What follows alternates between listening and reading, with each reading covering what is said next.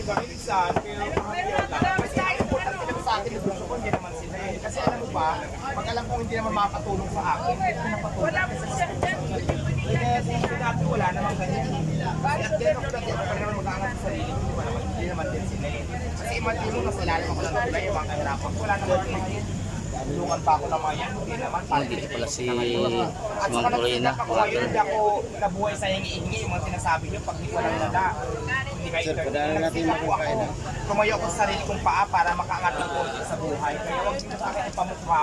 Wala nang hihingi ako sa mga nagbibigay sa akin. Sila lang po nagbibigay sa akin. Pasalamat din naman ako. Pero sasabihin nyo na parang umaasa.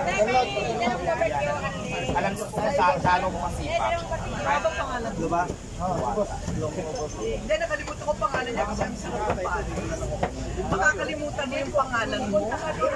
Masarap. Salamat, madam. At diwata nga pala.